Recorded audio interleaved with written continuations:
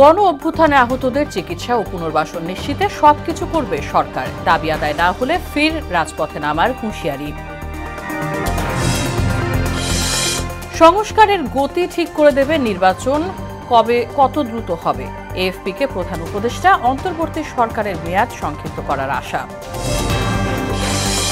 ক্ষমতায় গেলে ঐক্যমতের ভিত্তিতে রাষ্ট্র পরিচালনা করবে বিএনপি, দেশ গঠনে সবার অংশগ্রহণ জরুরি মনে করছেন তারেক রহমান। এবং কুইক রেন্টালে দায় মুক্তি অবৈধ ঘোষণা করে হাইকোর্টের রায়, লুটপাটের মহোৎসব করেছিল আওয়ামী লীগ সরকার, মন্তব্য আইনজীবীর।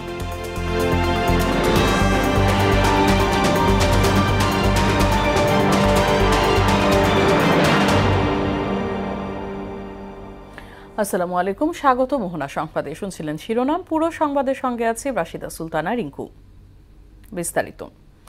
আগামী ৫ কর্মদিবসের মধ্যে জুলাই আগস্ট গণ অভ্যুত্থানে আহতদের সুচিকিৎসা এবং পুনর্বাসন নিশ্চিতের রূপরেখা দেবে অন্তর্বর্তী সরকার, জানিয়েছেন সরকারের উপদেষ্টারা। তবে নির্ধারিত সময়ের মধ্যে দাবি আদায় না হলে আবারও রাজপথে নামার হুঁশিয়ারি দিয়েছেন আহতরা। শামীমুজ্জামান চৌধুরীর রিপোর্ট। গণ অভ্যুত্থানে আহতদের আন্দোলনের আগুন পঙ্গু হাসপাতাল ছাড়িয়ে পৌঁছে যায় সচিবালয়ে।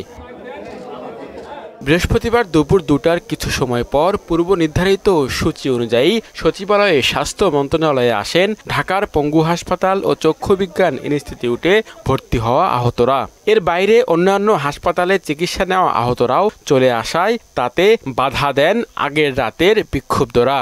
যে আমরা আহত যোদ্ধা ভাইরা সবাই যারা এখানে আছি, প্রয়োজন হলে আপনারাই এখানে আগে নিজেরা বসবেন, বসে একটা কাগজ কলম নিবেন যে আপনাদের চাওয়া কি। এই যুদ্ধে যারা জীবন দেওয়ার জন্য প্রস্তুত ছিল তাদের ওইটুকু বিবেক আছে। দুপক্ষ বাক বিতণ্ডায় জড়ালে তাদের শান্ত করতে সচিবালয়ে আসেন বৈষম্য বিরোধী ছাত্র আন্দোলনের আহ্বায়ক হাসনাত আব্দুল্লাহ এবং জুলাই স্মৃতি ফাউন্ডেশনের সাধারণ সম্পাদক সার্জিস আলম। এ সময় আহতদের তোপের মুখে পড়তে হয় তাদের। এরপর নাহিদ ইসলাম, আসিফ মাহমুদ, মাহফুজ আলম সহ ৬ উপদেষ্টা আহতদের সঙ্গে দাবি দেওয়া নিয়ে বৈঠক করেন। তখনও চলে কয়েক দফা বাকবিতণ্ডা। কিছুতেই আশ্বস্ত করা যাচ্ছিল না আহতদের। সবশেষে জানানো হয় আগামী ৫ কর্মদিবসের মধ্যে আহতদের চিকিৎসার ব্যাপারে লিখিত আকারে প্রকাশ করা হবে। ধাপে ধাপে নেওয়া হবে দীর্ঘমেয়াদী পদক্ষেপ।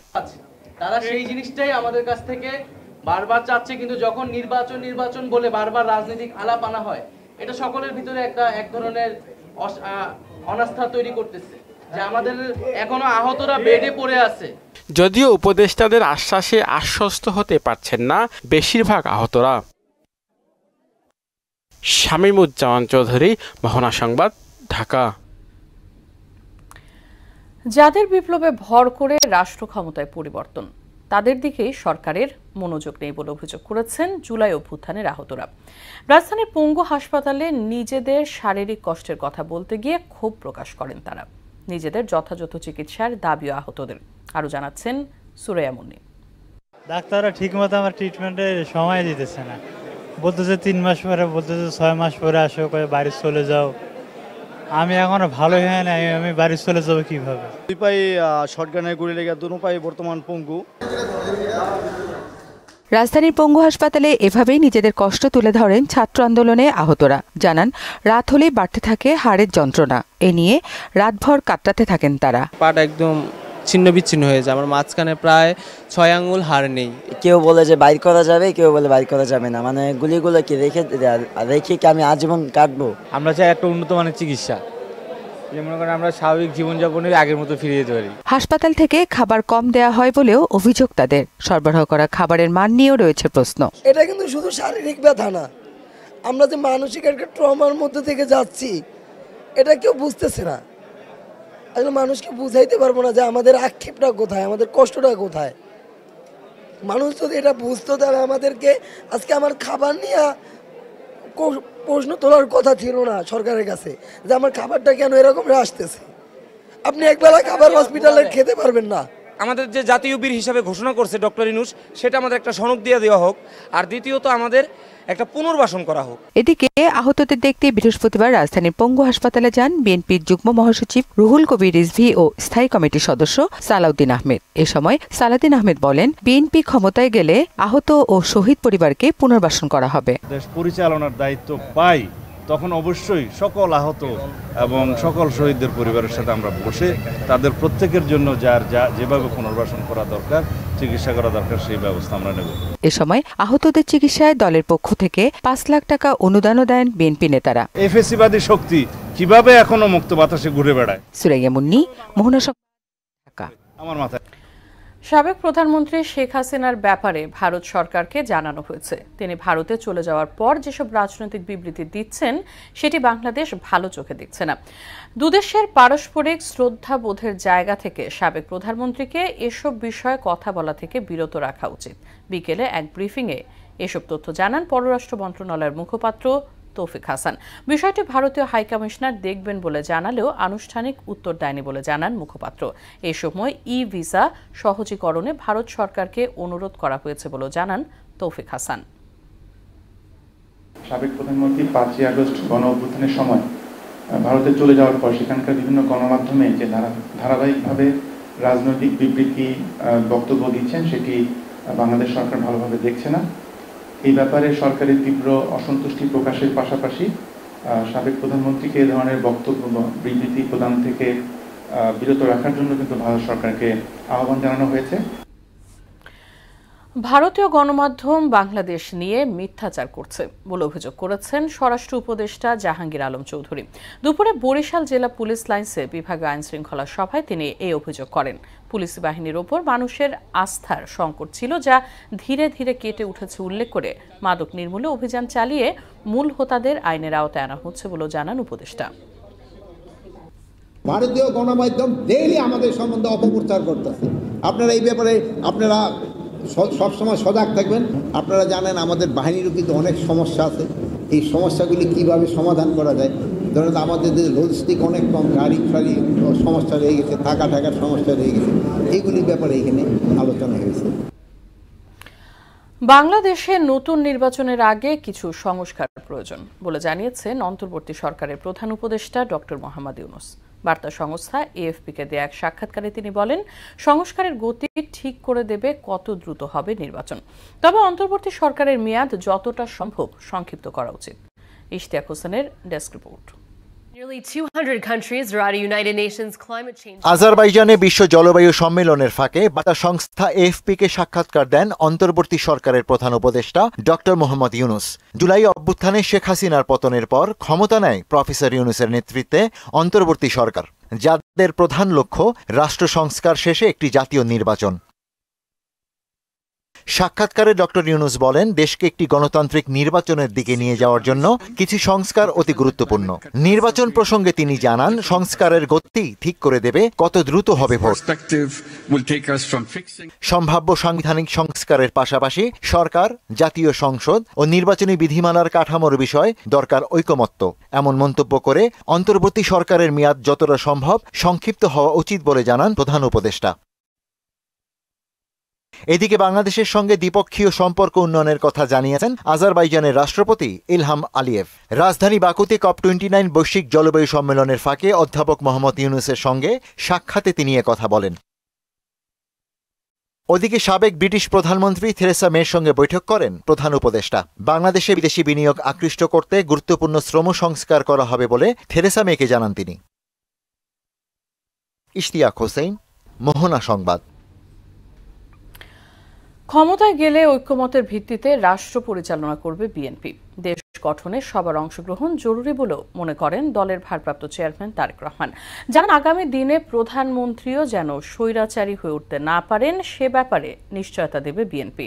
এছাড়াও গণমাধ্যমকে পুরো স্বাধীনতা দেওয়া হবে বলেও জানান তারেক রহমান। আরও জানাচ্ছেন তানজিদ ভুইয়া।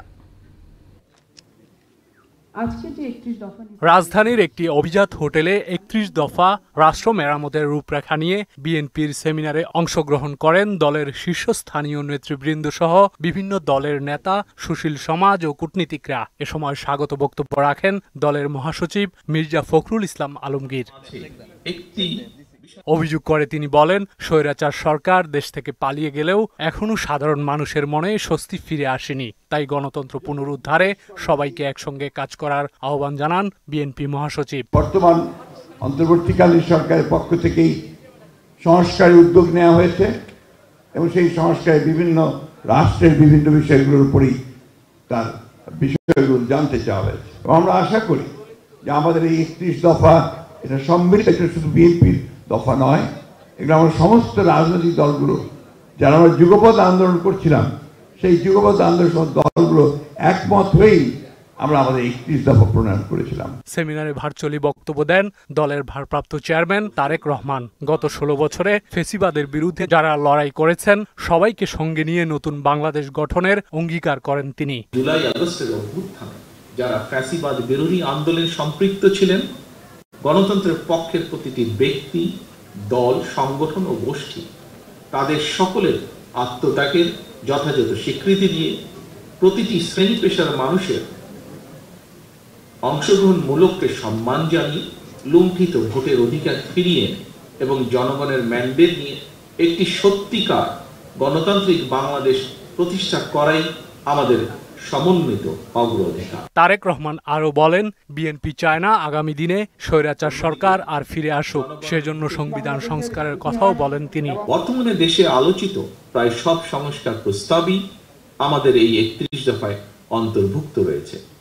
তবে আমি সংস্কারের উদ্দেশ্যে বলতে সেটাই বুঝি যে সংস্কারের মাধ্যমে সংবিধানের কয়েকটি বাক্যের পরিবর্তন নয় শুধুমাত্র, বরং মানুষের ভাগ্যের পরিবর্তন হবে। তানজিদ ভুইয়া, মোহনা সংবাদ। বিদ্যুৎ ও জ্বালানির দ্রুত সরবরাহ বৃদ্ধি বা কুইক রেন্টাল সংক্রান্ত আইনে দায়মুক্তির বিধান অবৈধ বলে রায় দিয়েছেন হাইকোর্ট। দুপুরে বিচারপতি ফারাহ মাহবুব ও বিচারপতি দেবাশিস রায় চৌধুরীর বেঞ্চে আদেশ দেন। দ্রুততম সময়ের মধ্যে দেশের সব বিদ্যুৎ কেন্দ্র সচল করার নির্দেশনা দেন সর্বোচ্চ আদালত। রিটকারী আইনজীবী শাহদিন মালিক বলেন, লুটপাটের জন্যই কুইক রেন্টাল আইন করেছিল তৎকালীন সরকার। নাসির উদ্দিনের প্রতিবেদন। 2009 সালে ক্ষমতায় এসে অতি দ্রুত বিদ্যুৎ কেন্দ্র স্থাপনের তাৎক্ষণিক পরিকল্পনা হিসেবে 3, 5 ও 16 বছর মেয়াদী ভাড়া ভিত্তিক বিদ্যুৎ কেন্দ্র স্থাপন করে আওয়ামী লীগ সরকার। তবে এসব কেন্দ্র থেকে উচ্চ মূল্যে বিদ্যুৎ কিনতে সরকারকে অনেক টাকা ভর্তুকি দিতে হয়, যা আসে করদাতাদের পকেট থেকে। এসব কেন্দ্রের বৈধতা দিতে 2010 সালে প্রণয়ন করা হয় বিদ্যুৎ ও জ্বালানির দ্রুত সরবরাহ বৃদ্ধির আইন, যার 6 ধারায় বলা হয়েছে সংশ্লিষ্ট মন্ত্রীর সম্মতিক্রমে যে কোনো কেনাকাটা ও বিনিয়োগ পরিকল্পনা সরকারি ক্রয় সংক্রান্ত মন্ত্রিসভা কমিটিতে পাঠানো যাবে। আর 9 ধারায় বলা হয় এই নির্দেশের বৈধতা সম্পর্কে কোনো আদালতের কাছে প্রশ্ন তোলা যাবে না। এ দুটি ধারার বৈধতা চ্যালেঞ্জ করে রিট করেন সুপ্রিম কোর্টের আইনজীবী তৈয়বুল ইসলাম। রিটের শুনানি শেষে বৃহস্পতিবার রায় ঘোষণা করেন হাইকোর্ট। রায়ে বলা হয় দায়মুক্তি আইন অবৈধ এবং অসাংবিধানিক। অসীম ক্ষমতা এক ব্যক্তিকে দেওয়া হয়েছে, এইটা একটা প্রজাতন্ত্রে হতে পারে না।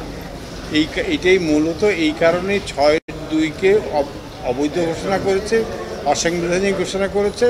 আর আমরা 9 ধারাও চ্যালেঞ্জ করেছিলাম। শাহদিন মালিক বলেন, লুটপাটের জন্যই কুইক রেন্টাল আইন করা হয়েছে। কুইক রেন্টাল প্রজেক্টের বিশেষত্ব হলো যে তারা বিদ্যুৎ সরবরাহ করুক বা না করুক, তারা পুরো টাকা পাবে। মানে 100 মেগাওয়াটের বিদ্যুৎ কেন্দ্র সে 20 মেগাওয়াট সাপ্লাই দিচ্ছে, কিন্তু 100 মেগাওয়াটেরই টাকা পাবে। অর্থাৎ এটা আসলে এটা লুটপাটের বিশেষ বিধান আইন হয়ে গেছে।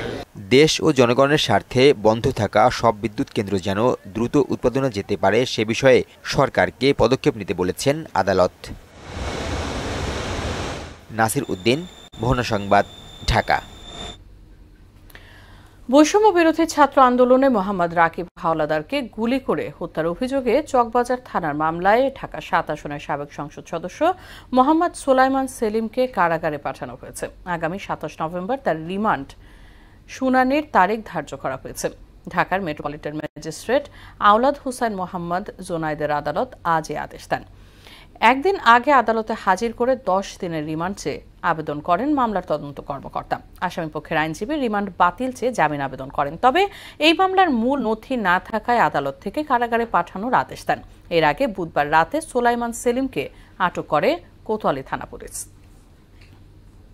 বেনাপোল চেকপোস্টে যাত্রীদের হয়রানি বন্ধে সংশ্লিষ্ট সবাইকে সচেষ্ট থাকার নির্দেশ দিয়েছেন নৌপরিবহন শ্রম ও কর্মসংস্থান উপদেষ্টা এম শাখাওয়াত হোসেন। দুপুরে যশোরের বেনাপোল স্থলবন্দর কার্গো ভেহিকলস টার্মিনাল উদ্বোধন ও বন্দরের কার্যক্রম পরিদর্শন শেষে তিনি একথা বলেন। এ সময় যাত্রীদের সুবিধার্থে টার্মিনালের সুযোগ সুবিধা বাড়ানোর কথাও বলেন উপদেষ্টা। এখানে মাফিয়া চক্র আছে, যাদের কারণে যারা এই যাত্রীরা হয়রানি রাইট, এবং সেই যাত্রীদের হয়রানি হয়, তাদের পাসপোর্ট নিয়ে যাওয়া হয়, তাদের পাসপোর্টকে জিম্মি রাখা হয়, এগুলো সব আমার জানা আছে। আমি আশা করব যে অন্তত আস্তে আস্তে এই কাজটা যেন হয়। কাস্টমসের লোকজন এখানে আছে, তাদের একটা স্ক্যানার নষ্ট হয়ে আছে আজকে 1 বছর। আমি বলেছি এই স্ক্যানার 7 দিনের মধ্যে এই ঠিক করতে হবে। বাংলাদেশের শিক্ষার সঙ্গে শ্রমবাজারের যে দূরত্ব তা তরুণ প্রজন্মের কর্মসংস্থানে প্রধান সমস্যা হিসেবে দেখা দিয়েছে বলে মন্তব্য করেছেন বক্তারা। তারা বলেন এই দূরত্বের কারণে তরুণ প্রজন্মের মধ্যে অসন্তুষ্টি বাড়ছে। সকালে চট্টগ্রাম থিয়েটার ইনস্টিটিউটে যুব কর্মসংস্থান প্রত্যাশা ও সুপারিশ শীর্ষক নীতি আলোচনায় বক্তারা এসব কথা বলেন। বক্তারা এ সময় শিক্ষা ও শ্রমবাজারের দূরত্ব কমানোর তাগিদ দেন। ইউএসআইডির অর্থায়নে ও ডেমোক্রেসি ইন্টারন্যাশনালের আয়োজনে আমিও জিততেই চাই ক্যাম্পেইনের আওতায় এই আলোচনা সভা অনুষ্ঠিত হয়। দেশের বাইরের খবর। আগামী 20 জানুয়ারি যুক্তরাষ্ট্রের 47তম প্রেসিডেন্ট হিসেবে শপথ নেবেন ডোনাল্ড ট্রাম্প। শপথের আগে নিজের প্রশাসন সাজানোর অংশ হিসেবে অ্যাটর্নি জেনারেল হিসেবে ম্যাট গেটসকে বেছে নিয়েছেন তিনি। ইউক্রেন যুদ্ধ শেষ করতে বিশেষ দূত নিয়োগ দেওয়ারও সিদ্ধান্ত নেওয়া হয়। এসবের আগে ক্ষমতা হস্তান্তরের প্রক্রিয়া নির্বিঘ্ন রাখতে হোয়াইট হাউসে জো বাইডেনের সঙ্গে বৈঠক করেছেন ডোনাল্ড ট্রাম্প।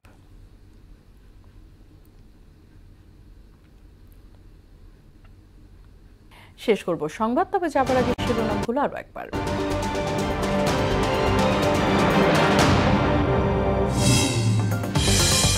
গণ অভ্যুত্থানে আহতদের চিকিৎসা ও পুনর্বাসন নিশ্চিতে সবকিছু করবে সরকার। দাবি আদায় না হলে ফের রাজপথে নামার হুঁশিয়ারি। সংস্কারের গতি ঠিক করে দেবে নির্বাচন কত দ্রুত হবে। এফপিকে প্রধান উপদেষ্টা, অন্তর্বর্তী সরকারের মেয়াদ সংক্ষিপ্ত করার আশা। ক্ষমতায় গেলে ঐক্যমতের ভিত্তিতে রাষ্ট্র পরিচালনা করবে বিএনপি। দেশ গঠনে সবার অংশগ্রহণ জরুরি মনে করছেন তারেক রহমান। এবং কুইক রেন্টালে দায় মুক্তি অবৈধ ঘোষণা করে হাইকোর্টের রায়। লুটপাটের মহোৎসব করেছিল আওয়ামী লীগ সরকার, মন্তব্য আইনজীবীর।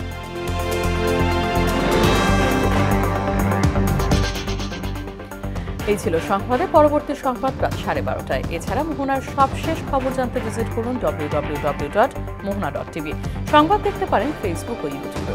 সঙ্গে থাকার জন্য ধন্যবাদ সবাই।